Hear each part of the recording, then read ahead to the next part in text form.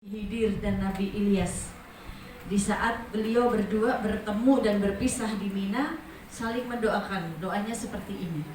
Jadi jika doa ini kita baca pagi dan petang 4 kali, maka Allah akan jauhkan kita dari keburukan yang datang dari jin dan manusia. Bismillahirrahmanirrahim. Masyaallah la yasukul khair ilallah. Dengan menyebut nama Allah, segala hal yang terjadi atas kehendak Allah. Tidak ada yang memberikan kebaikan, kebaikan itu datang dari Allah. Bismillahirrahmanirrahim. Masyaallah la yasrifu su'a ilallah. Dengan menyebut nama Allah, segala hal yang terjadi atas kehendak Allah. Tidak ada yang bisa menyingkirkan keburukan. Keburukan itu yang menyingkirkan Allah. Bismillahirrahmanirrahim. Masyaallah makana min ni'mati faminallah. Dengan menyebut nama Allah, segala hal yang terjadi atas kehendak Allah. Tidak ada nikmat. Nikmat itu datang dari Allah. Bismillahirrahmanirrahim. Masyaallah la haula wala quwata illa billahil aliyyil azim.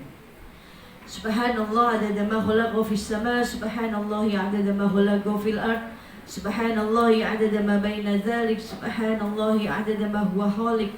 Alhamdulillah adada ma khalaqa fis sama, alhamdulillah adada ma khalaqa fil ard, alhamdulillah adada ma baina dzalik, alhamdulillah adada ma huwa khaliq. La ilaha illallah adada ma khalaqa fis sama, la ilaha illallah adada ma khalaqa fil ard, la ilaha illallah adada ma baina dzalik, la ilaha illallah adada ma huwa khaliq. Allahu akbar adada ma khalaqa fis sama, Allahu akbar adada ma khalaqa fil ard, Allahu akbar adada ma baina dzalik, Allahu akbar adada ma huwa khaliq. La haula wala quwwata illa billahil aliyyil azim adada ma khalaqa fis sama. La haula wala quwwata illa billahil aliyyil azim adada ma khalaqa fil ard.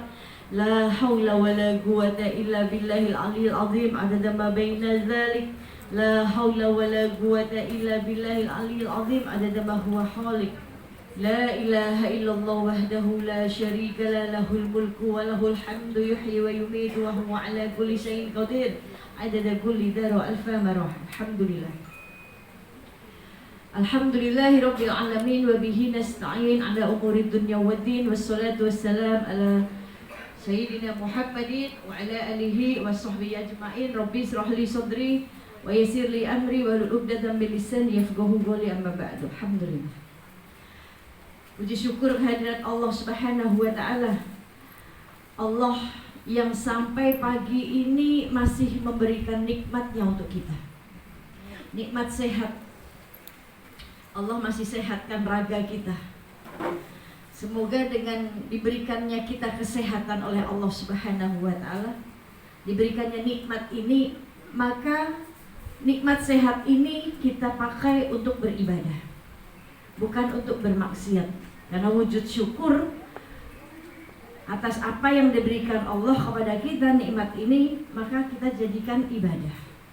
Semoga hari ini kita bisa beramal jauh lebih baik dari hari yang kemarin. Semoga hari ini kita tidak menyia-nyiakan waktu untuk tidak beramal soleh. Semoga hari ini amal-amal kita kemarin yang kita tinggalkan, mungkin kemarin kita tidak baca Quran, hari ini semoga Al-Qurannya kita baca. Yang kemarin mungkin kita lupa bersedekah, semoga hari ini Allah masih izinkan kita untuk mengeluarkan hak yang seharusnya kita keluarkan. Amin. Alhamdulillah, sholawat dan salam untuk manusia mulia baginda Nabi Muhammad sallallahu alaihi wasallam. Manusia yang memikirkan kita, manusia yang ingin kitanya ini masuk surga semuanya. Itu Rasulullah, Bu. Rasulullah saja ini kekasih Allah, kepengen kita nih masuk surga umatnya semua. Bahkan gak kepengen ada umatnya masuk neraka. Sampai-sampai ini beliau Rasulullah Sallallahu Alaihi Wasallam nanti di arsy-Nya Allah ada jalan menuju surga dan jalan menuju neraka, kanan dan kiri. Jalan yang ke kanan, jalan menuju surga, ada mimbarnya di sebelah kanan, dan ada mimbar sebelah kiri, jalan menuju neraka. Di mimbar sebelah kanan yang berdiri di mimbar tersebut adalah Nabi Ibrahim alaihissalam. Sedangkan yang berdiri di mimbar kiri Rasulullah Sallallahu Alaihi Wasallam. Padahal mimbar sebelah kiri ini jalan menuju neraka. Sahabat bertanya, ya Rasulullah, kenapa engkau berdiri di mimbar sebelah kiri? Kenapa Nabi Ibrahim berdiri di mimbar sebelah kanan? Bukankah kedudukanmu jauh lebih tinggi dari Nabi Ibrahim? Maka Rasulullah mengatakan, ya, sebelah kanan memang jalan menuju surga, tetapi aku memilih berdiri di mimbar sebelah kiri, jalan menuju neraka, supaya aku bisa menyelamatkan umatku, supaya aku bisa melihat umatku jika ada umatku yang masuk ke dalam neraka. Ini Rasulullah yang memikirkan surganya kita, Bu. Tapi kitanya nih yang difikirkan, memikirkan gak sih kita perjalanan ke surga itu penuh dengan kesusah payahan di dunia. Dengan kesusah payahan, Bu. Bukan dengan senang-senang di dunia. Jangan kebalik. Di dunia kita senang-senang, nanti di akhirat kita nelangsa, sengsara. Tapi bersusah payah dulu di dunia dengan segala ujian-ujiannya, dengan kesabarannya kita saat beramal soleh. Amal soleh aja butuh sabar. Minta supaya sama Allah diistiqomahkan, karena kita manusia nggak ada yang bisa menjamin kita nih bisa istiqomah. Apalagi melihat iman kita naik dan turun. Betul, Bu? Betul. Leres nggih? Nggih. Imannya naik turun leres nggih? Keadaan imannya sekarang gimana? Naik apa turun? Turun. Apa naik turun? Turun. Ke puncak gunung. Ya. Biasanya kalau lagi kumpul di majelis imannya lagi naik. Tapi nanti keluar dari majelis turun lagi imannya. Ya. Semoga Allah istiqomahkan kita nih. Ya. Amin. Istiqomah dalam menuntut ilmu. Ilmu itu harus diikat, Bu. Dengan apa? Dengan catatan. Supaya nanti tangan kita setiap goresan-goresan kosakata yang kita tulis ini akan menjadi saksi kita, meringankan kita, menutup keburukannya kita ini. Maka ilmu jangan hanya cuma didengar. Kadang kita lupa, manusia ini kan sering lupa. Tapi ilmu itu harus diikat dengan sebuah tulisan, sampai kita melihat lagi, mengingat lagi, kan gitu. Seperti Al-Quran, Bu. Semua tertuang di dalam Al-Quran, semua petunjuk ada di situ. Tinggal kitanya mau gak dikasih petunjuk sama Allah. Al-Quran adalah huda linnas, petunjuk untuk manusia. Manusia yang mana? Huda lil muttaqin, manusia yang mau bertakwa kepada Allah. Manusia yang katanya cinta sama Allah tapi gak ngerjain apa yang diperintahkan oleh Allah, berarti cintanya itu dusta, bohong cintanya. Kalau cuma bilang I love you doang mah gampang, ya Bu. Kalau cuma bilang saya cinta sama Allah, semua orang bisa. Tetapi orang yang cinta itu akan selalu menyebut-nyebut nama orang yang dicintai. Kita cinta dengan baginda Nabi Muhammad SAW, maka kita akan sering menyebut namanya dalam sholawatnya kita. Kita cinta dengan Allah, maka kita akan sering menyebut asma Allah. Kita sering zikir, kita ingat Allah. Karena orang-orang yang senantiasa dalam kehidupannya 24 jam dia mengingat Allah, maka hatinya akan Allah berikan ketenangan. Alladzina amanu wa tatma'inul qulubuhum bizikrillah. Ala bizikrillah tatma'inul qulub. Surat Ar-Ra'd ayat 28. Kalau kita pengen tahu hamba-hamba Allah yang hatinya tenang, hidupnya tenang, siapa sih mereka? Itu ada di surat Ar-Ra'd ayat 28. Orang-orang yang hatinya tenang, yang hidupnya tenang, walaupun masalahnya tuh banyak banget, tapi dia hebat, mampu menutupi masalahnya. Karena apa? Dia yakin sebesar apapun masalahnya, dia punya Allah yang maha besar. Ar-Ra'd ayat 28. Alladzina amanu wa tatma'innul qulubuhum bizikrillah. Ala bizikrillah tatma'innul qulub. Orang-orang yang hatinya tenang hanya dengan mengingat Allah. Dan hanya dengan mengingat Allah hati jadi tenang. Coba ibu punya masalah. Ya. Misalkan suami yang ngasih yang menguji kita. Kalau ibu ingatnya suami mulu, sumpah. Ya, apalagi suami yang lagi ngasih ujian, yang lagi ribut sama suami, yang diingat suami, pasti hatinya makin sakit. Kalau suami yang lagi ngasih ujian sama, suami juga gitu lagi diuji sama istrinya. Kalau yang diingat istrinya terus, maka makin sumpah pikirannya. Ya, tetapi coba kembalikan kepada Allah. Dia ingat Allah. Oh, istri saya milik Allah. Oh, suami saya milik Allah. Kita fokusnya sama zat pemiliknya, Allah. Maka kita akan tenang. Ya Allah, dia milikmu. Ya Allah, terserah engkau deh. Engkau yang maha memberikan ketenangan di hatiku dan di hatinya. Maka tenangkan hati kami. Pakai zikir, tenang Bu, selesai masalah. Jangan kalah sama pegadaian Bu. Pegadaian saja menyelesaikan masalah tanpa masalah. Ini kita masalah gak kelar-kelar. Kenapa? Karena kita senang cari-cari masalah. Masalah kecil digede-gedein. Apalagi perempuan ini ahli sejarah semuanya.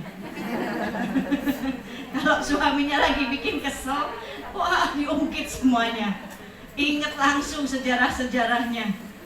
Kan gitu. Kadang kebaikan suaminya hilang, yang diingat 10 kebaikan hilang, 1 kesalahan yang diingat terus. Sama suami juga gitu. Maka kenapa perempuan ini banyak menjadi penghuni neraka? Ya. Karena apa? Rasul jelasin. Saat Rasul melewati sebuah majelis, Rasulullah mengatakan, wahai kalian para perempuan, perbanyaklah dari kalian bersedekah. Karena aku lihat di neraka banyak sekali penghuninya kaum kalian. Maka ada seorang perempuan bertanya kepada Rasulullah, ya Rasulullah, apa yang menyebabkan kami ini, ya, para wanita ini menjadi penghuni neraka terbanyak? Apakah kami kufur kepada Allah? Apakah kami kufur nikmat kepada Allah? Maka Rasul mengatakan, bukan kufur nikmat kepada Allah, tapi kufur kepada suami kalian. Ketawa Bu. Ini kadang saat suami bikin kesel, ya namanya manusia Bu, gak jauh-jauh dari dosa. Kita juga sama kayak gitu. Ya, ini baru tuh kita, aduh, apalagi sampai keluar dari mulut seorang istri. Mulut seorang istri nih, memang ya, kayaknya ketemu kamu tuh musibah banget. Selama hidup kayaknya kamu belum bisa bahagiain aku. Bisa saya hitung nih pakai jari. Ya Allah Bu, lupa nih si istri. Lupa. Di saat dia masih menjadi seorang anak, tanggung jawabnya sama ayahnya. Ayahnya yang bertanggung jawab atas dirinya. Tapi begitu ada laki-laki yang datang duduk di hadapan ayahnya, memegang tangan ayahnya, aku terima nikahnya Fulana binti Fulan dengan mas kawin. Tanggung jawabnya sudah berpindah Bu. Zohir batin suami yang bertanggung jawab.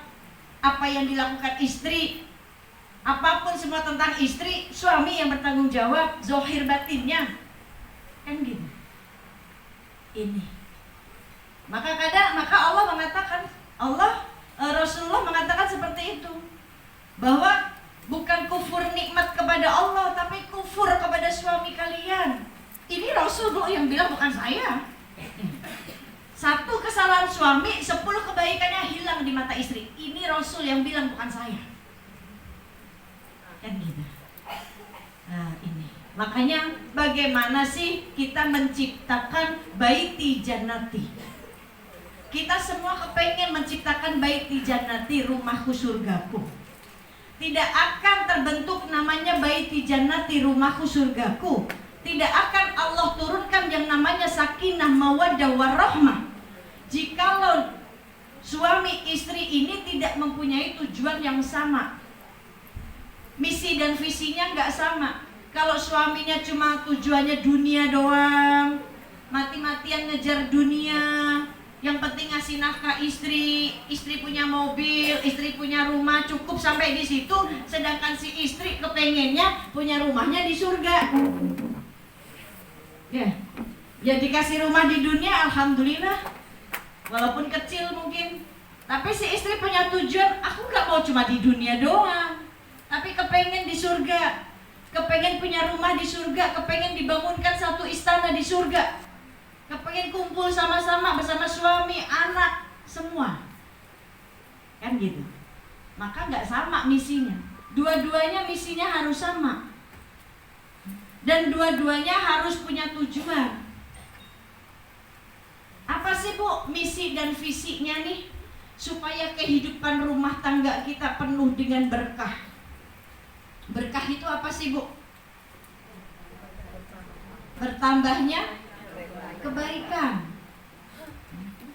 Imam Ghazali pernah mengatakan, berkah itu ziyadatul khair, bertambahnya kebaikan demi kebaikan. Jadi kalau kita pengen ngerasain, kita lihat nih, kehidupan kita ini sudah berkah belum ya? Kita lihat saja, banyak gak kebaikan demi kebaikan yang datang dalam kehidupan kita. Kalau lebih banyak berantemnya, hidup makin gak tenang, gelisah mulu, masalah gak selesai-selesai, berarti belum Allah titipkan berkah di situ. Maka keberkahan itu bisa kita raih kalau suami, istri, anak satu rumah itu saling beramal agama dengan baik.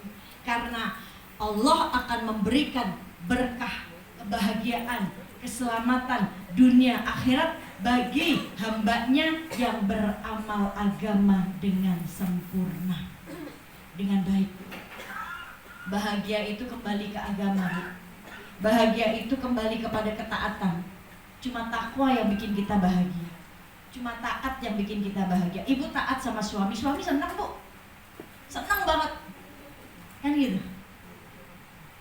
Tapi coba kalau ibu ngelawan saja, suami kayaknya juga nggak betah di rumah. Cari lagi. Semangat bener. Berarti mendengarkan. Iya. Jangan sampai doanya nih, ya si suami punya istri bawel bener. Jangan sampai ke doa, ya Allah nanti di surga jangan sama dia lagi, napa?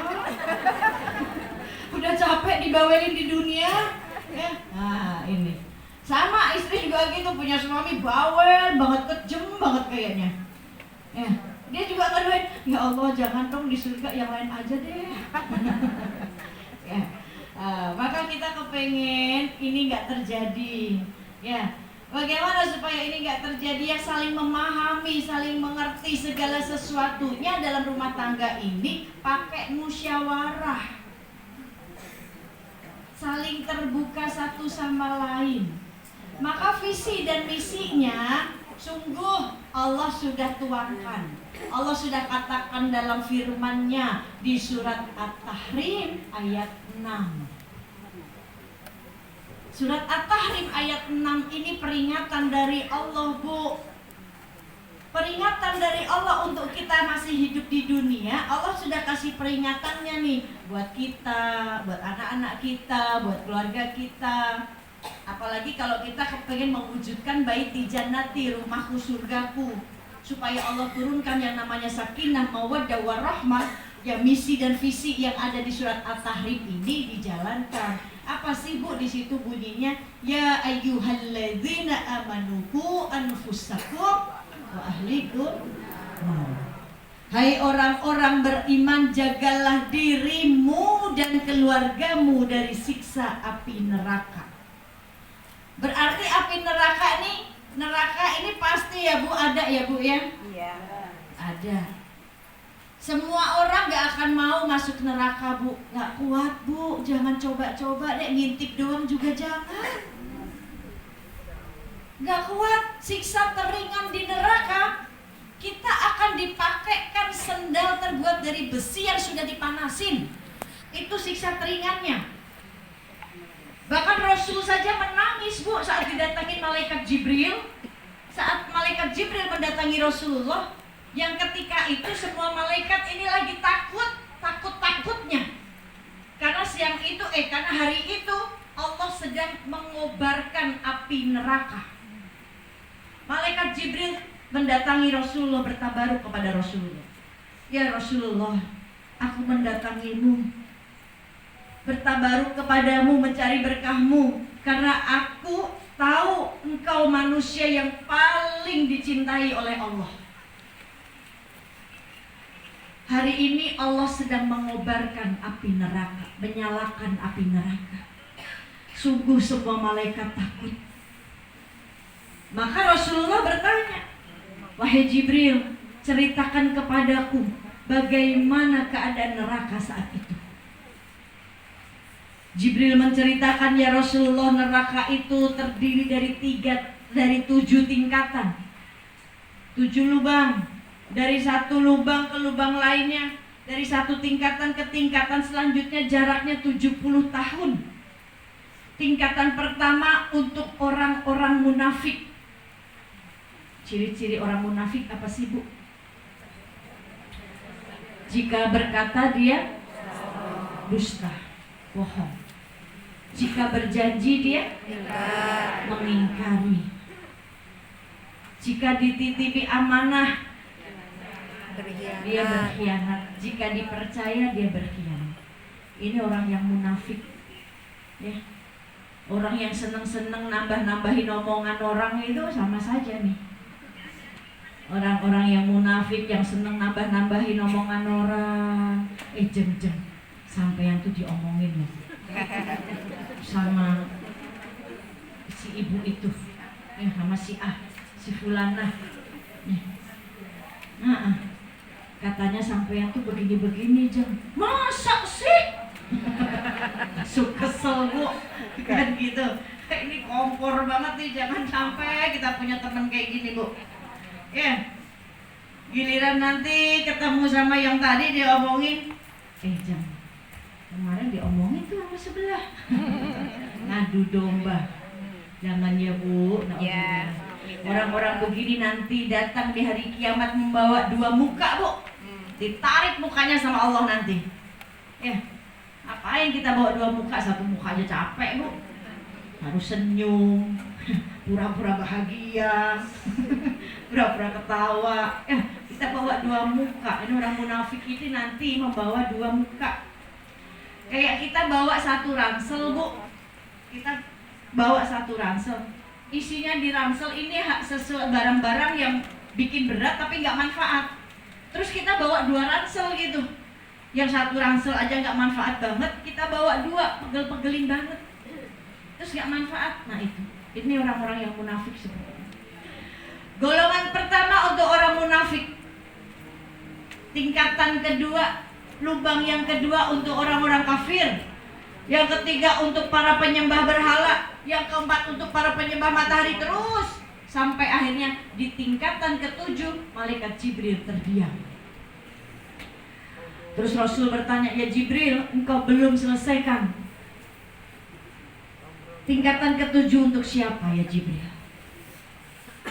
Jibril terdiam, Bu, menunduk kepalanya.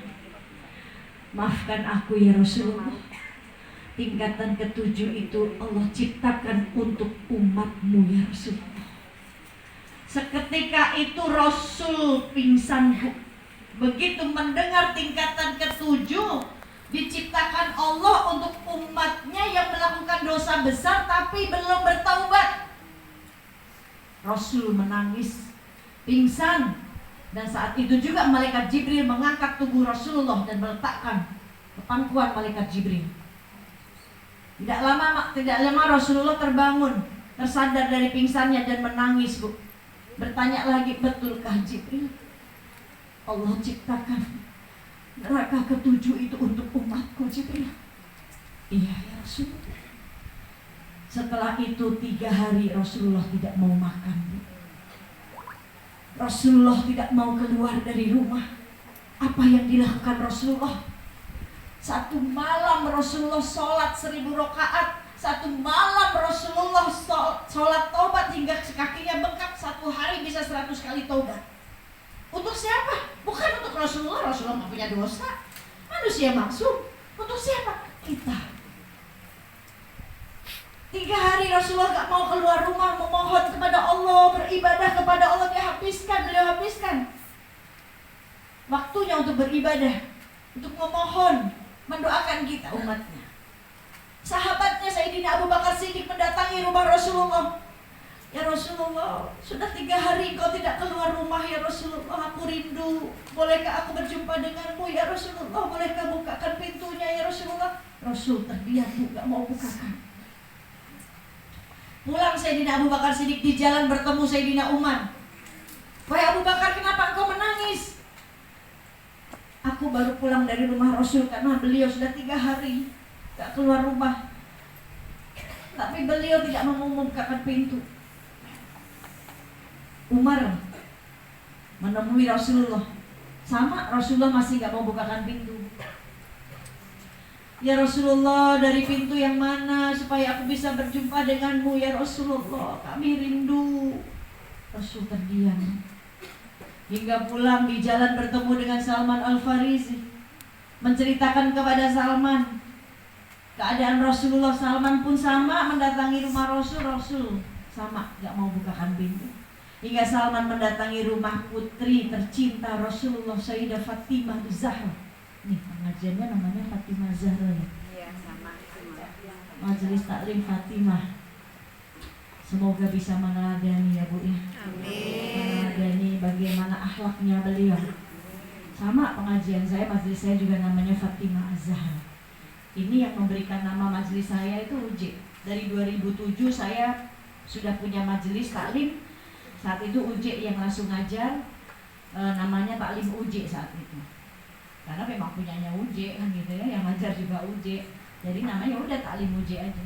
Tapi begitu beliau mau meninggal, 1 hari sebelum meninggal beliau bilang, beliau kasih pesen, nih kamu siap-siap.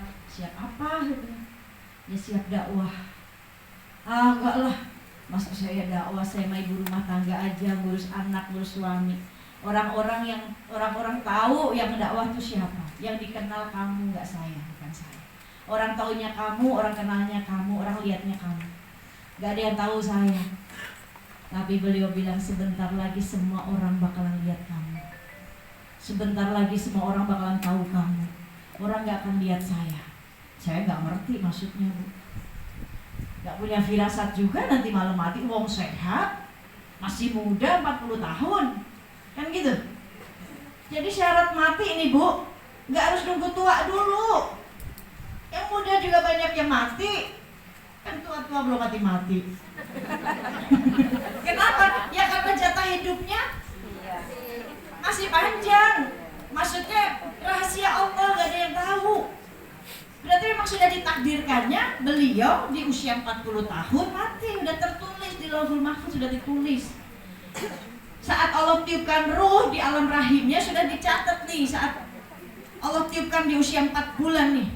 Makanya kalau lagi hamil tuh Bu, syukurannya, bikin pengajiannya di usia 4 bulan, jangan pas 7 bulan.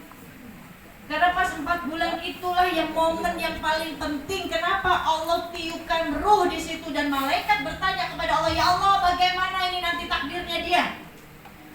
Engkau akan kasih dia di laki-laki atau perempuan? Bagaimana takdirnya, rezekinya, kematiannya, itu dicatat di saat itu Bu.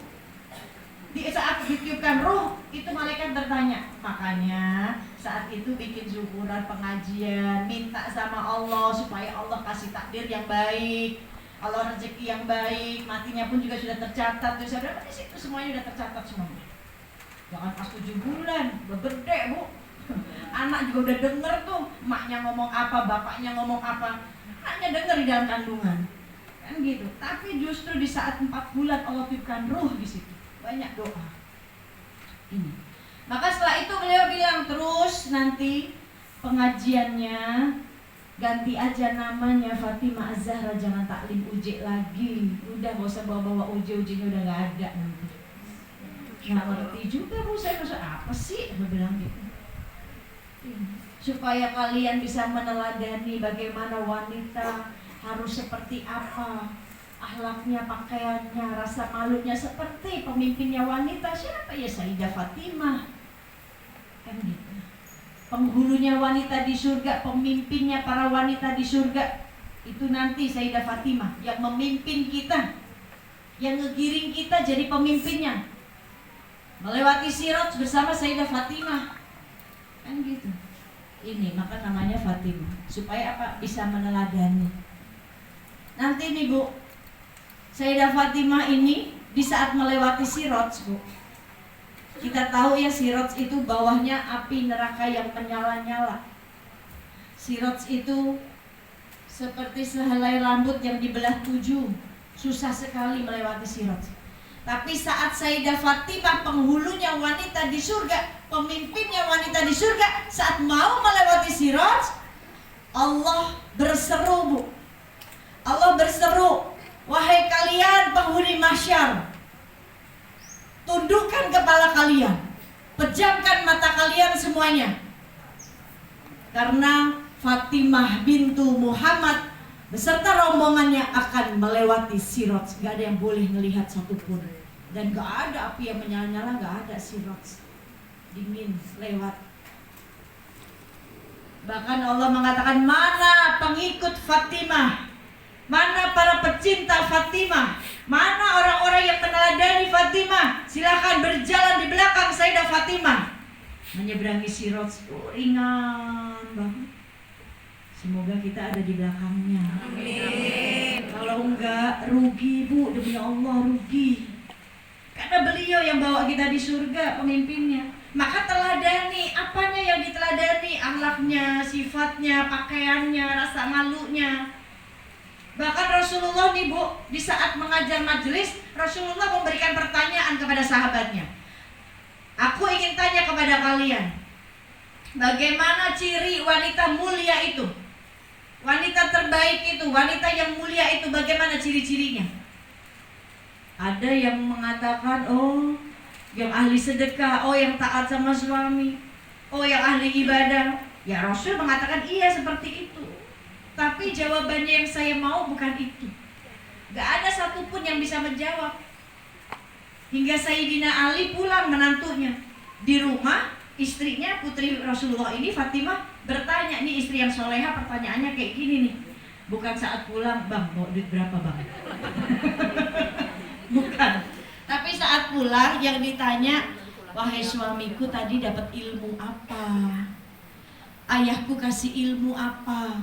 Ditanya Bu, kan gitu ya. Maka Sayyidina Ali, menantu Rasulullah, mengatakan, iya tadi ayahmu memberikan pertanyaan bagaimana ciri-ciri wanita mulia, tapi tidak ada yang bisa menjawab.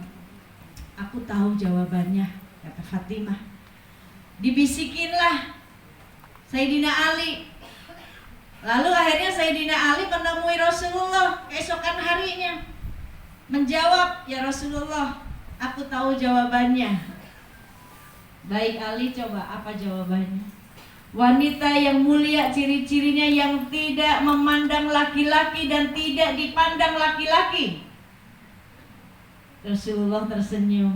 Aku tahu siapa yang kasih tahu kamu. Ya, karena ciri-cirinya ada pada diri putrinya. Kan gitu. Maksudnya gimana sih Bu? Wanita yang tidak memandang laki-laki dan tidak dipandang laki-laki. Saat ada laki-laki ngeliatin kita, mandangin kita, kita tuh risih Bu. Bukan malah disengajain, itu lagi diliatin tuh. Bukan diam di tempat, salah tingkah sendiri, cari perhatian. Misalkan di komplek lagi diliatin Pak RT, karena mungkin Pak RT-nya paling ganteng sekomplek, ya, masih muda, berwibawa misalkan, diliatin gitu, terus disengajain nggak mau pergi dari situ. Lagi liatin saya. ya Bu ya. Ini, jika ada laki-laki yang memandangnya, dia risih, buru-buru pergi, bukan menikmati pandangan laki-laki. Terus yang nggak suka mandang laki-laki, mentang-mentang Pak RT-nya ganteng, lebih ganteng dari lakinya, dilihatin, curi-curi pandang. Kalau diperhatiin Pak RT ganteng banget ya. Nggak gitu Bu. Yang mampu menjaga pandangannya, baik perempuan baik laki-laki, dua-duanya menjaga pandangan. Ini bahkan Fatimah Bu, Ibu tahu pakaiannya Sayyidah Fatimah, bukan yang menampakkan kecantikannya, bukan yang menampakkan kulitnya, bahkan matanya pun tak terlihat Bu. Sayyidah Fatimah tuh tertutup semuanya. Matanya nggak kayak saya, pakai cadarnya matanya masih kelihatan. Gara-gara mata orang juga kenalin saya. Udah ditutup aja masih dikenalin coba. Kan gitu. Saya pengen pakai cadar supaya orang nggak kenal sama saya, nggak lihat saya, nggak tahu saya. Udah jadi orang apa adanya aja, nggak dikenal di dunia. Buat apa sih saya dikenal-kenal di dunia, tapi Allah nggak kenal saya. Ya, di Java oleh Rasul, Java itu dicampakkan, dicuekin. Kan nggak mau Bu kita dicuekin. Kita dicuekin sama suami, dicuekin sama anak aja sedihnya luar biasa. Gimana kita dicuekin sama Allah, gimana kita dicuekin sama Rasul. Duh, nggak kuat hati. Kan gitu. Nah ini Sayyidah Fatimah, di saat Rasul menangis nih Bu, di majlis Rasul menangis karena mendengar ayat bahwa semua manusia akan berjalan di atas api jahanam. Rasul menangis, gak berhenti-henti nangisnya Bu. Ingat sama umatnya, jangan sampai umatku berjalan di atas api jahanam. Nangis Rasul, tangisannya gak ada yang bisa ngehentiin. Sayyidina Umar berusaha memberhentikan tangisan Rasul, gak bisa, Rasul masih nangis. Semua sahabat, sampai akhirnya menantunya pulang menemui putrinya, menemui istrinya. Wahai istriku, ayahmu sedang menangis, dan hanya engkau yang bisa menghentikan tangisan ayahmu. Rasul itu kalau kepengen nyium wanginya surga Bu, dikecup keningnya Fatimah. Tuh, Rasul kalau rindu wanginya surga, dia cium keningnya Fatimah. Karena Fatimah mendapat julukan dari Allah, penghulunya wanita di surga. Maka Fatimah begitu buru-buru langsung mendatangi ayahnya di saat Rasulullah menangis. Begitu Fatimah masuk ke dalam masjid, seluruh pandangan laki-laki tertuju kepada Fatimah. Semua bertakbir, semua ikut-ikutan nangis. Allahu Akbar. Pertanyaannya, kenapa laki-laki tersebut melihat Fatimah itu langsung bertakbir semuanya? Apa karena melihat kecantikannya sosok Fatimah? Enggak terlihat. Tapi apa yang dilihat dia? Apa? Pakaiannya Bu. Pakaiannya penghulunya wanita di surga, pakaian pemimpinnya para wanita di surga, pakaiannya penuh dengan 20 jahitan, 20 tambalan, sobek-sobek, dijahit lagi, ditambal semuanya Bu. Itu yang beliau pakai. Itu Fatimah. Fatimah pernah merasakan kemiskinan Bu. Pernah merasakan gak makan, pernah kekurangan. Bahkan kepada anak-anaknya Husain dan Hasan, beliau sanggup menutupi. Seorang ibu kadang kalau ada gak ada dia dadain. Itu seorang ibu. Kadang seorang ibu mampu berbohong demi kebaikan untuk anaknya, walaupun bohong gak boleh. Menutupi. Ketika itu Sayyidina Hasan dan Husain, di saat lebaran beliau tidak punya baju Bu. Sedangkan teman-temannya lebaran itu pada punya baju, sudah pada beli baju, sudah mempersiapkan baju buat hari raya. Hasan dan Husain pulang menemui uminya Fatimah. Wahai umi, teman-temanku sudah mempersiapkan baju hari raya. Mana bajuku umi? Padahal Sayyidah Fatimah sedang tidak punya apa-apa. Boro-boro baju buat makan juga susah Bu. Ya. Sampai akhirnya beliau menutupi. Oh iya, bajunya sedang berada di tukang jahit. Padahal gak ada yang dijahit. Tapi menutupi hal itu. Sampai datang hari raya, Hasan dan Husain menanyakan lagi, Umi mana pakaianku? Ya. Dan Allah dengar Bu. Allah mendengar ucapan Fatimah. Tiba-tiba tengah malam datang ada orang yang mengetuk pintu membawakan pakaian. Ini pakaiannya. Ini Allah yang memberikan. Ini seorang ibu, ya. Ini Fatimah. Bahkan pernah nih Hasan dan Husain nggak makan, nangis. Rasulullah tersayat hatinya melihat cucunya menangis. Wahai Fatimah, kenapa cucuku menangis? Ada apa? Mereka belum makan, ayah. Gak ada makanan. Mana Ali? Ali sedang bekerja, Allah. Dilihatnya Ali sedang menimba air, ya, hanya untuk mendapatkan satu kurma saja. Itu Masya Allah. Akhirnya Rasulullah tidak pernah melakukan hal ini, tapi Rasul lakukan hal ini. Rasul mendatangi rumah sahabat, ya. Dan sahabat itu senang didatangi Rasulullah. Sahabat itu langsung mengatakan kepada istrinya, ayo, potong kambing, kita jamu Rasulullah. Setelah dimasak, Rasulullah mengatakan, boleh enggak yang separuh ini aku bawa pulang untuk putriku. Rasul gak pernah, Bu, namanya minta tuh gak pernah. Ya, ini dilakukan Rasul demi siapa? Demi cucunya. Bolehkah antarkan ini ke rumah putriku Fatimah? Bu, anaknya kekasih Allah loh, Bu. Cucunya kekasih Allah. Nah kita, anak-anak kita makan sehari bisa 3 kali. Kitanya juga gitu, belum jajannya. Kan gitu. Ini kehidupan Sayyidah Fatimah. Maka ini yang harus kita contoh, ya, kesederhanaannya, pakaiannya, ya. Ini cantik-cantik gitu, pakai hitam-hitam semuanya, ya kan gitu. Yeah. Bu, hitam itu warna sunnah buat wanita. Kenapa harus hitam? Supaya nggak menonjol dari yang lain, nggak kelihatan juga kok bajunya itu aja, ya kan gitu. Kayak kelihatan kita punya baju berapa. Pakaian saya di lemari hitam semua, Bu, dan cuma 15. Ada 15 biji, Bu, pakaian saya. Nggak kelihatan kan? Saya pakai itu mulu. Ini sunnahnya wanita pakainya hitam supaya apa? Supaya tidak menonjol, sederhana. Hitam itu tanda ketawaduan, kan gitu. Pakaian hitam pun ada keistimewaannya, Bu. Yang gede ketutup semuanya. Jadi kurus, kan gitu. Baik, kembali lagi. Rumah tangga sakinah mawaddah warahmah tadi surat At-Tahrim ayat 6. Jagalah dirimu dan keluargamu dari siksa api neraka. Saat kita baca ayat ini, kita buka Quran, kita baca ayat ini.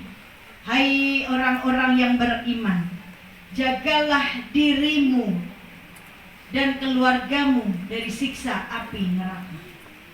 Jagalah dirimu, diri kita, Bu, yang disuruh jaga, yang disebut diri kita. Karena saat itu kita yang lagi baca ayat ini. Oh, diri saya yang harus menjaga. Apa yang harus saya jaga? Hubungan kita dengan Allah. Punya rasa takut kepada Allah. Kalau kita punya rasa takut kepada Allah,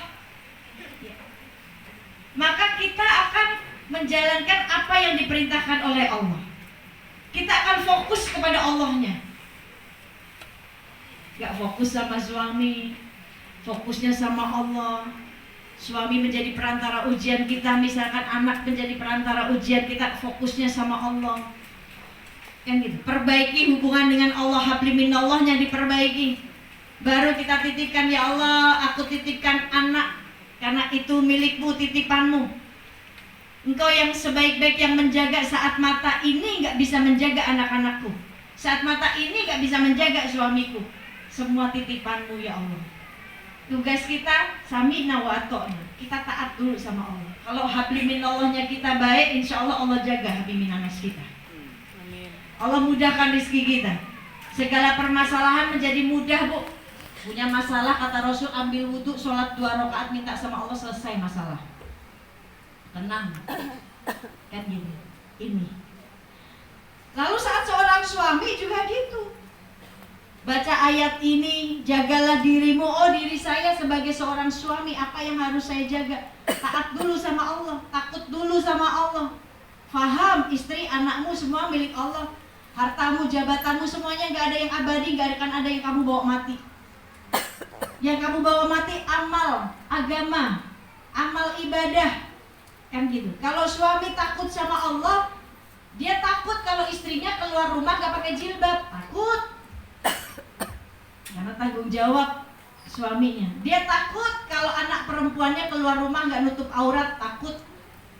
Dia takut gak bisa memberikan istri dan anak-anaknya rumah di surga, maka dia akan berusaha terus. Dunia dia jadikan amal ibadah, kerjanya dia jadikan ibadah. Yang dia fokuskan mencari pemilik dunianya, bukan ngejar dunianya. Dia kejar pemilik dunianya. Supaya apa? Allah kasih dunianya. Fokusnya itu. Gak cuma bisa ngasih nafkah dunia doang. Istri difasilitasi mobil, rumah, segala macam, tapi lupa memfasilitasi istri dan anak-anaknya untuk urusan akhiratnya. Lupa menafkahi istri dan anak-anaknya urusan akhiratnya. Seorang ayah yang baik, dia akan memikirkan akhirat anak-anaknya. Seorang suami yang baik, dia akan memikirkan akhirat istrinya. Dia akan cemburu kalau istrinya nih eksis banget di dunia maya. Ya Bu, di sosial media. Ini. Jangan sampai suami nanti jadi suami yang gayus. Apa tuh Bu? Yang hilang cemburu, nggak cemburu, istrinya bermaksiat misalkan di dunia maya, di sosial media, kan gitu. Hilang cemburu, misalkan mengumbar kecantikannya. Kalau suami yang takut akhirat, dia akan jealous, cemburu. Kamu tahu nggak sih? Kamu kan udah aku beli di hadapan ayahmu, kan istilahnya begitu Bu. Kita kayak barang dagangan, betul nggak Bu? Kita dibeli, suami yang tanggung jawab, zahir batinnya, nafkahin kita, berkeringat, kerja keras buat istri, buat anak, kan gitu. Enak-enak aja, kecantikan kamu dilihat sama orang lain, yang gak ngasih nafkah kamu. Wah, itu suami yang takut sama akhirat. Timbul masalah. Ya makanya istri jangan cari masalah, jangan bikin masalah, kan gitu. Damai-damai aja Bu, nikmatin. Ya, dengan takwa. Kita ini cuma disuruh menemani, bukan memiliki. Dikasih anak, dikasih suami cuma buat menemani sampai batas waktu yang ditentukan oleh Allah. Kalau batas waktunya sudah habis, semoga dalam menemani ini harus ada ketakwaan. Supaya apa? Bukan hanya menemani di dunia, insya Allah Allah takdirkan menemani sampai surganya Allah. Ini suami istri, kan dunia cuma perpisahan. Dunia perpisahan yang sementara. Karena gak ada yang abadi di dunia. Tapi perjumpaan itu adanya di surga. Jangan sampai nanti di akhirat kita pisah yang gak wajar. Kalau pisah di dunia wajar. Mau suami mati duluan, wajar. Berarti jatah hidup di dunia sudah habis. Atau istri yang duluan, atau anak duluan, orang tuanya belakangan, semua dunia. Kematian pasti datangnya, tapi gak ada yang tahu kapan waktunya. Semua akan berpisah. Kadang ada yang dipisahkan dengan perceraian. Itu dunia.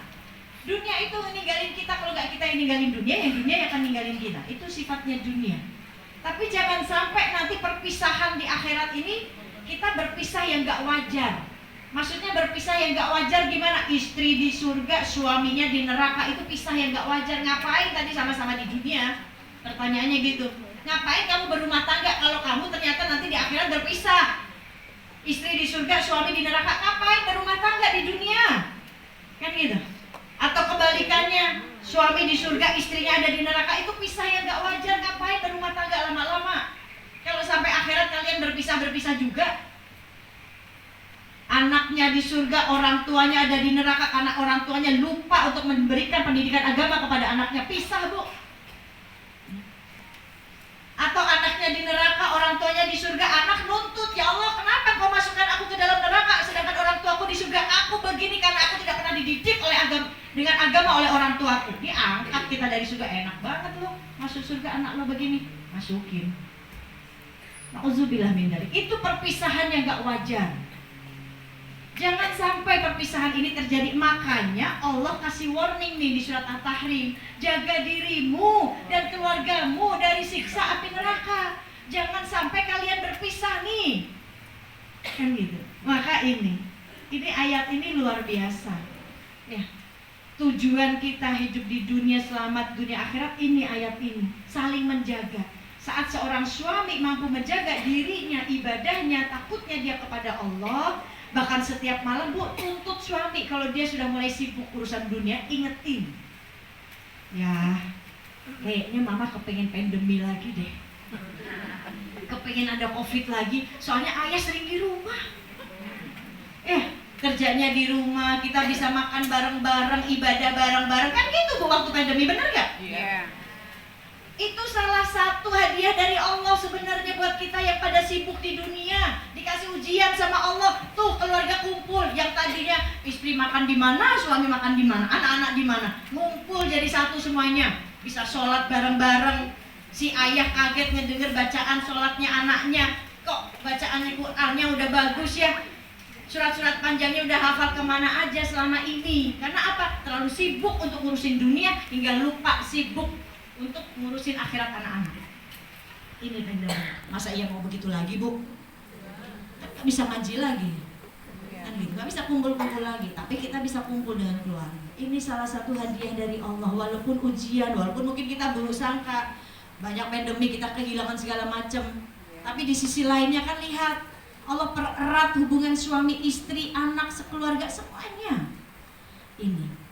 Maka saat seorang suami, seorang ayah kalau takut dengan anaknya, Bu, kalau urusan akhirat jangan pakai kalimat kasihan. Contoh, ibu punya anak usia 4 tahun, 5 tahun, 6 tahun belum akil balik. Saat ibu sholat subuh, bangunin juga dia buat sholat subuh. Anak ini bangunin juga, supaya apa? Dia ngelihat kegiatan ibunya, apa yang dilakukan ibunya untuk dia. Semasa kecil dia selalu dibangunkan sholat subuh, sholat berjamaah sama ibunya. Ini akan terekam, Bu. Di memorinya dia, anak seusia seperti itu tuh gampang banget nyimpan memori. Oh, dulu waktu saya kecil nih, ibuku tuh ngajarin seperti ini. Setiap subuh saya dibangunkan. Bukan kasihan Umi belum akil balik. Lebih kasihan mana nanti kalau anak kita udah akil balik, dia gak pernah sholat subuh karena gak dibiasain sama orang tuanya bangun subuh. Sama seorang ayah juga gitu, dia punya anak yang belum akil balik. Saat dia mau ke masjid nih, si ayah ajak juga, nak ayo bangun ikut ayah ke masjid. Mau sedekah nak, masukin, supaya dia melihat kegiatan ayahnya. Dan sewaktu masih kecil, ayahnya ini ngajarin seperti ini. Sampai nanti dia menjadi seorang ayah, ini estafet dia akan tularkan itu untuk anak laki-lakinya. Seorang ibu juga gitu. Dia melihat, oh dulu saya waktu kecil selalu dibangunkan oleh ibu saya. Maka ini akan estafet ilmu ini. Saat dia menjadi seorang ibu, dia akan didik anaknya seperti itu. Terbiasa karena dibiasain. Kenapa kita tidak terbiasa? Karena kita tidak membiasakan hal-hal yang baik untuk anak kita. Kan ibu itu role modelnya anak. Ya, kalau kita muliain suami, kita muliain ibunya suami, anak akan ngelihat, Bu. Maka anak laki-laki kita akan muliain kita. Itu karena dia ngelihat, oh ibu saya muliain ayah saya. Oh ibu saya muliain neneknya, ibunya ayah saya. Nanti anak laki-laki kita tuh akan muliain kita. Amin. Maka seorang istri yang solehah, dia mensupport suaminya urusan nafkahin ibunya. Jangan jealous sama ibu mertua, Bu. Apalagi kalau lagi ribut urusan ekonomi, suami ngasih duit mertua, kitanya jealous ya. Sampai akhirnya pilih aku atau ibumu. Sinetron. Serem. Jangan sampai kayak gitu, nauzubillah min dzalik. Kalau nggak ada ibu mertua, kalau nggak ada restunya, ibu nggak bakalan kawin sama anaknya. Kan gitu. Ya, ini istri yang solehah. Apa yang mensupport suami, ingetin, Mas, ibu udah dikasih uang belum? Ingetin. Ya, ini suami makin seneng, Bu, ya Allah istriku muliain ibunya. Kan seorang anak laki-laki wajib mengutamakan ibunya ketimbang istrinya, kan gitu. Kalau kita para istri mengutamakan suami ketimbang orang tua kita dulu, suami dulu. Bahkan ada diriwayatkan kisah nih, Bu. Ini kalau kita mencontoh rumah tangganya para sahabiah, rumah tangga para sahabat, rumah tangganya Rasulullah, Bu, tenang hidup kita. Kadang kan kita mencontoh ya rumah tangganya, public figure kita contoh, atau siapapun kita contoh. Mereka belum dijamin masuk surga. Mereka nggak bisa memberikan syafaat. Contoh kehidupan Rasul seperti apa, rumah tangganya seperti apa, bagaimana Rasulullah memperlakukan istri-istrinya, bagaimana istri-istrinya memperlakukan Rasulullah. Ini yang wajib dicontoh. Belajar dari Ummu Khadijah, Bu. Lihat Ummu Khadijah mensupport Rasulullah, zahir batinnya disupport. Kan gitu. Bahkan sampai nggak punya harta, Bu. Sampai Allah mengirimkan salam untuk Ummu Khadijah. Wanita yang mendapatkan salam dari Allah. Ya Allah, Bu, kita dititipin salam sama orang yang kita ngefans aja seneng. Ini Allah langsung yang kirim salam buat kita. Nih, saking Ummu Khadijah menjadi orang yang mensupport Rasulullah. Rasulullah terpuruk, beliau yang mensupport. Beliau menyenangkan, beliau menenangkan. Bahkan di akhir saat Rasulullah pulang dakwah, Rasulullah lelah tidur di pangkuan Ummu Khadijah. Ummu Khadijah membelai wajah Rasulullah. Tak sadar Ummu Khadijah meneteskan air mata, dan air matanya menjatuhi pipi Rasulullah hingga Rasulullah terbangun dan melihat Ummu Khadijah menangis. Lalu Rasulullah bertanya, "Wahai istriku Khadijah, kenapa engkau menangis? Apakah engkau tidak bahagia menikah denganku ya Khadijah? Apa engkau menyesal menikah denganku ya Khadijah?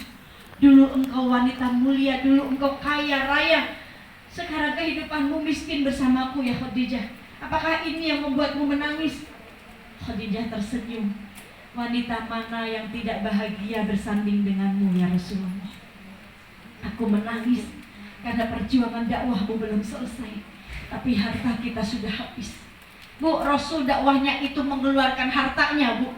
Membagi-bagi hartanya, Bu. Rasul menghabiskan hartanya di jalan Allah, memberikan makanan, semuanya. Bahkan Rasul sanggup kelaparan demi umatnya.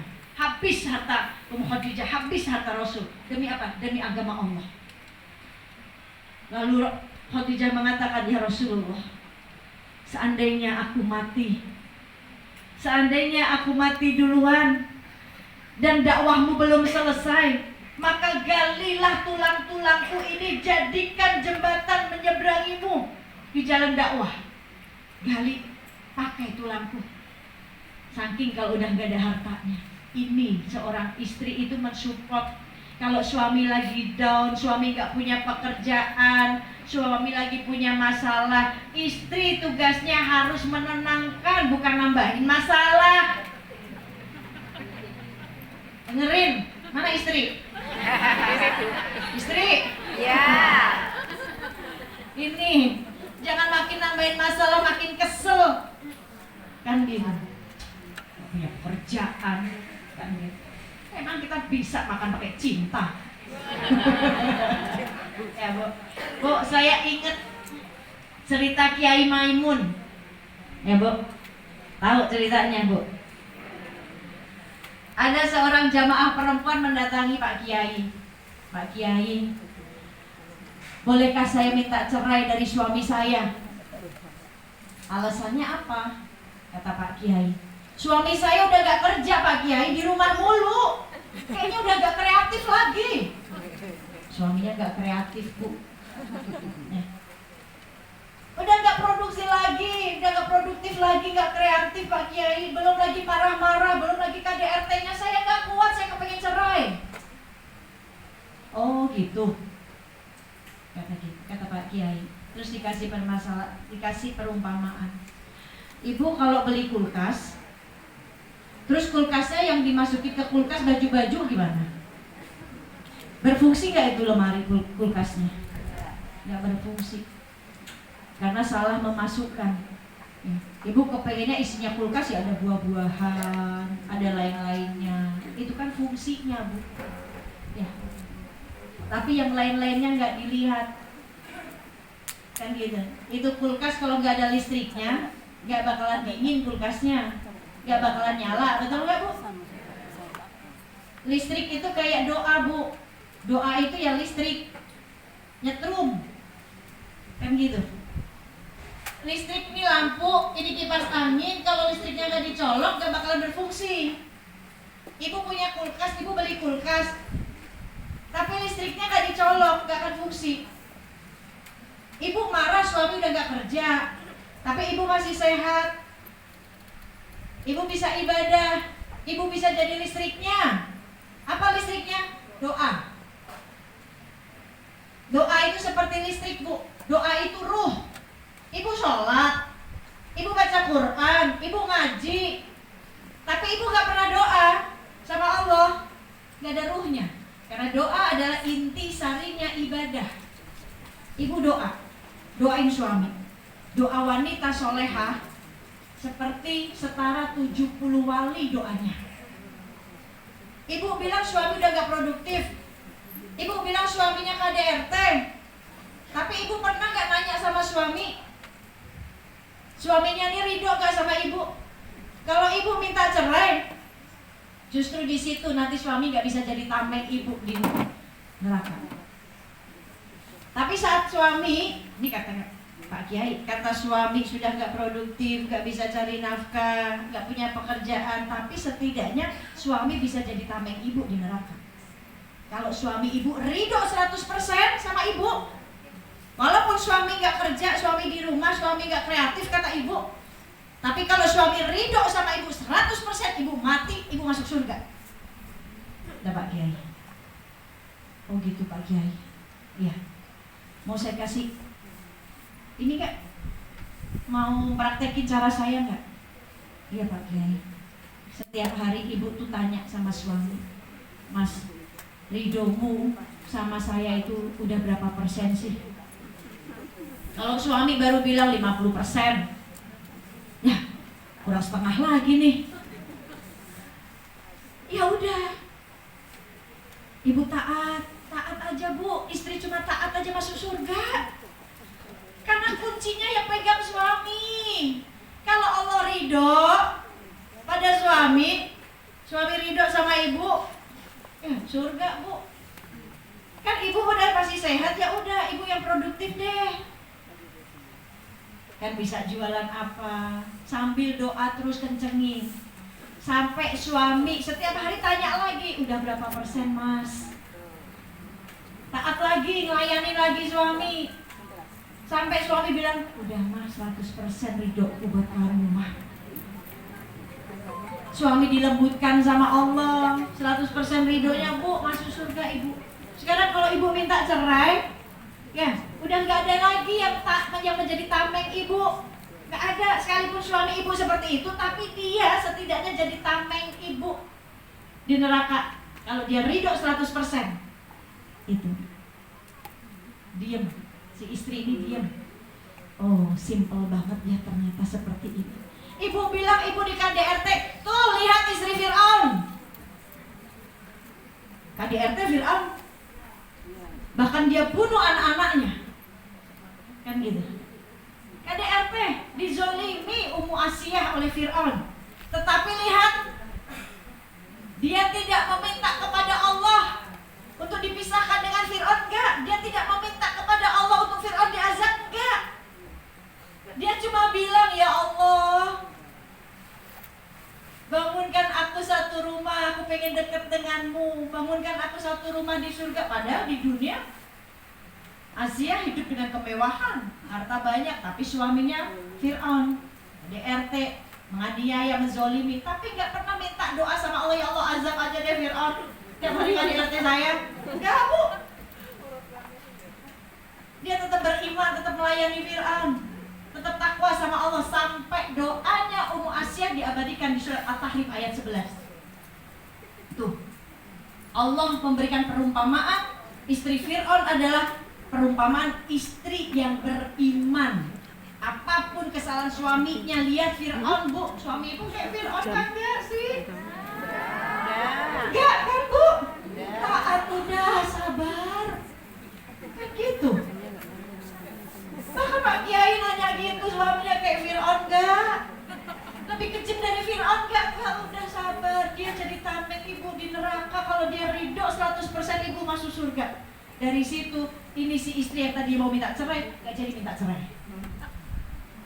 Istri itu punya doa bu, senjatanya doa. Mau kayak gimana pun suaminya. Umi suami saya belum soleh, Umi ganti aja namanya soleh. Kan pengen punya suami soleh. Gitu. Doain bu, senjatanya kita doa. Nangis, doa ke Allah. Ada 3 wanita yang doanya setara dengan doa 70 wali. 3 wanita yang doanya Masya Allah, doanya setara dengan doa 70 wali. Bu, kenapa doa para wali itu diijabah oleh Allah? Kenapa doa kita susah diijabah? Kadang kita udah tahajud, udah ibadah, udah istiqomah, tapi kayaknya kok saya tuh belum diijabah ya doa-doa saya. Kenapa? Karena kita sering banget nih kotor hati. Kadang lisan kita banyak lisan bersumpah ke orang lain, menyumpahin orang lain, berkata buruk. Kalau para wali hatinya bersih, Bu, saat berdoa nggak ada doa untuk menyumpahin orang lain, nggak ada, maka sering diijabah. Nah, ada 3 wanita yang doanya setara dengan doa 70 wali. Yang pertama, doa anak perempuan untuk ayahnya. Doain, Bu, ayah kita doain. Saat ayah kita sudah mendahului kita, beliau putus ibadah, Bu. Nah, kita yang masih dikasih masih kesempatan di dunia, masih bisa ibadah, yuk sambungin ibadahnya dengan apa? Sedekah atas nama beliau, ya. Terus kita mau baca Quran supaya kubur beliau itu terang cahaya. Baca Quran, ya Allah, saya niatkan baca Quran ini untuk ayah saya, ya Allah. Itu juga pahalanya pasti buat kita juga, kan gitu. Ya Allah, saya istighfarkan ayah saya, ya Allah. Saat kita mengistighfarkan, saat ada doa, saat ada istighfar dari anaknya, maka Allah langsung ringankan hisabnya. Ayah kita, ini doain. Yang kedua, doa ibu untuk anaknya. Itu kuat banget tuh, Bu, doanya. Kuat banget. Ya, maka doain yang baik-baik, sekesel-keselnya kita, semarah-marahnya kita sama anak-anak kita, jangan sampai keluar kalimat yang gak baik. Apalagi lah kalau kita lagi ngaji bawa anak kita lari sana lari sini, kadang kita tarik, diam. Bandel banget sih anak siapa sih, dia lupa dia lahirin.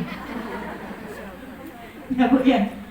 Jangan, bandel pun juga doa, Bu.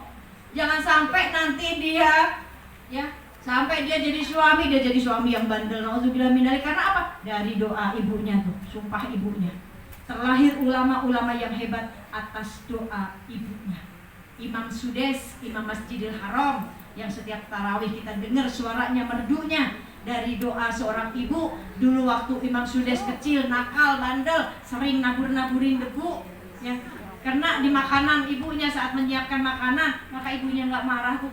Tapi mendoakan, ya Allah, nah ibu doakan engkau jadi imam besar Masjidil Haram. Jadi Imam Bukhari, ya, saat ibunya mengandung, lalu datang Nabi Ibrahim dalam mimpinya bahwa anakmu ini akan menjadi ulama besar. Maka dari doa ibu, Imam Bukhari jadi ulama besar. Pengasih banyak banget ulama-ulama yang terlahir dari doa ibu. Yang ketiga, doa istri untuk suaminya. Ini Masya Allah banget. Doa istri solehah itu nembus langit, Bu. Apalagi istri soleha yang setiap malam bangun tahajud, Bu, rumah itu memantulkan cahaya sampai malaikat bisa melihat yang keluar dari rumah itu cahaya. Malaikat bertanya, itu rumah itu kenapa mengeluarkan cahaya? Cahaya sampai terlihat di langit, Bu. Dan para malaikat mengatakan, rumah itu ada seorang wanita yang soleha sedang terbangun di tengah malam, dia selalu melakukan tahajud. Jadi sholat tahajudnya kita nih, Bu, mengeluarkan cahaya rumah.